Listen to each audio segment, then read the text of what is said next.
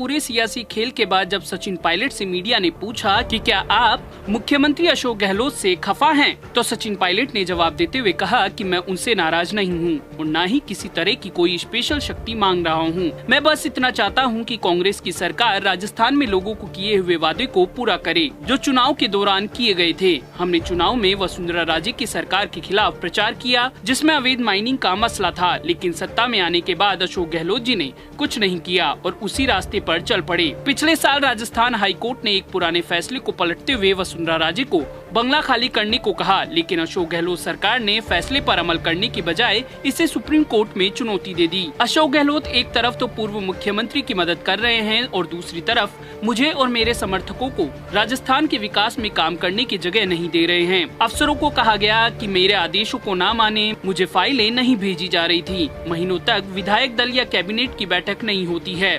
ऐसे पद का क्या फायदा अगर मैं लोगों को किया गया वादा ही पूरा न कर सकूं। आगे जब मीडिया ने सचिन पायलट से पूछा कि आपने पार्टी के स्तर पर इन मुद्दों को क्यों नहीं उठाया, तो सचिन पायलट ने जवाब दिया कि मैंने कई बार इन मसलों को सभी के सामने रखा है। मैंने प्रभारी अविनाश पांडे और अन्य वरिष्ठ नेताओं से बात की, खुद अशोक गहलोत से इस मसले पर बात की है, लेकिन जब मंत्रियों और विधायकों की बैठकें ही नहीं होती थी तो बहस और बातचीत की जगह ही नहीं बची थी। सचिन पायलट से पूछा गया कि अशोक गहलोत के द्वारा जब विधायक दल की बैठक बुलाई गई, आप नहीं गए, वहां पर भी तो मुद्दों को उठाया जा सकता था। तो जवाब में सचिन पायलट ने कहा कि मेरे आत्मसम्मान को चोट पहुंची है। राज्य की पुलिस ने मुझे राजद्रोह का नोटिस थमा दिया। अगर आपको याद हो तो 2019 के लोकसभा चुनाव में हम लोग ऐसे कानून को ही हटाने की बात कर रहे थे और यहाँ कांग्रेस की ही एक सरकार अपने ही मंत्री को इसके तहत नोटिस थमा रही है। मैंने जो कदम उठाया वो अन्याय के खिलाफ था। अगर विहिप की बात हो तो वो सिर्फ विधानसभा के सदन में काम आता है। मुख्यमंत्री ने ये बैठकें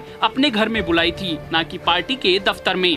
आगे सचिन पायलट से पूछा गया कि अशोक गहलोत का आरोप है कि आप बीजेपी के साथ मिलकर सरकार को गिराने की कोशिश कर रहे थे। इसके जवाब में सचिन पायलट ने कहा कि इन दावों में कुछ भी सच नहीं है। मैंने राजस्थान में कांग्रेस को जिताने के लिए जी तोड़ मेहनत की है, मैं क्यों पार्टी के खिलाफ काम करूंगा। सचिन पायलट से पूछा गया कि अब जब आपको हटा दिया गया है तो आप कांग्रेस में किस तरह आगे बढ़ेंगे। इस पर सचिन पायलट ने कहा कि जरा माहौल को शांत होने दीजिए, अभी 24 घंटे भी नहीं हुए हैं। मैं अभी भी कांग्रेस कार्यकर्ता हूं, मुझे अपने समर्थकों के साथ अपने कदम पर चर्चा करनी है। आगे सचिन पायलट से पूछा गया कि क्या आप बीजेपी में शामिल होंगे। बीजेपी कह रही है कि आपके लिए दरवाजे खुले हैं। इसके जवाब में सचिन पायलट ने कहा कि मैं पहले ही साफ कर देना चाहता हूं कि भाजपा ज्वाइन नहीं कर रहा हूं। मैं अभी यही कहना चाहता हूं कि मैं अपने लोगों के लिए काम करता रहूंगा। सचिन पायलट से जब मीडिया में सवाल पूछा गया कि क्या आप भाजपा नेताओं के संपर्क में हैं, क्या आपने ओम माथुर या ज्योतिरादित्य सिंधिया से मुलाकात की, तो सचिन पायलट ने कहा कि मैं किसी बीजेपी नेता से नहीं मिला हूं। पिछले 6 महीने से ज्योतिरादित्य सिंधिया से नहीं मिला हूं और न ही ओम माथुर से मिला हूं। सचिन पायलट से जब पूछा गया कि आपके लिए मुख्यमंत्री बनना इतना जरूरी क्यों है, आपकी पार्टी का कहना है कि इतनी कम उम्र में आपको काफी पद दिए गए हैं, क्या आप महत्वाकांक्षी हो रहे हैं, तो सचिन पायलट ने इस सवाल के जवाब में कहा कि सिर्फ मुख्यमंत्री बनने की बात नहीं है। मैंने मुख्यमंत्री पद की बात तब की थी जब मैंने 2018 में पार्टी की जीत की अगुवाई की थी। मेरे पास सही तर्क थे।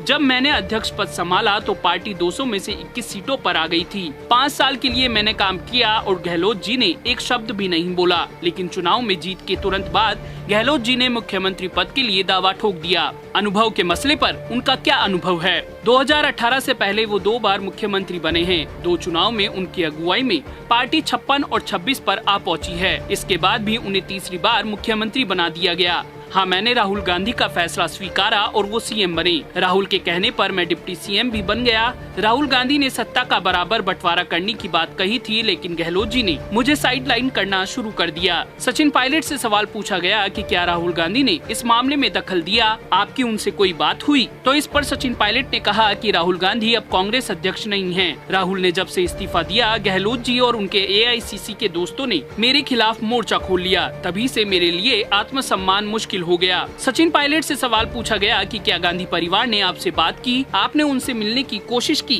तो पायलट ने कहा कि सोनिया गांधी और राहुल गांधी से मेरी कोई बात नहीं हुई। प्रियंका गांधी ने मुझसे बात की थी, लेकिन वो निजी तौर पर चर्चा थी, उससे कोई हल नहीं निकल सका। सचिन पायलट से आखिर में सवाल पूछा गया कि आपकी क्या मांग है, क्या आप मुख्यमंत्री पद और मंत्रियों के लिए जगह मांग रहे थे। जवाब में सचिन पायलट ने कहा कि मैंने ऐसी कोई मांग नहीं रखी है, मैंने सिर्फ यही चाहा है कि आत्मसम्मान के साथ काम करने की जगह मिल सके, जो मुझसे वादा किया गया था। मैं फिर कहना चाहता हूँ कि ये सत्ता की बात नहीं है, यह आत्मसम्मान की बात है। पॉलिटॉक्स ब्यूरो, दिल्ली। ये है टॉक्स न्यूज नेटवर्क और आप देख रहे हैं पॉलिटॉक्स, राजनीति का कच्चा चिट्ठा।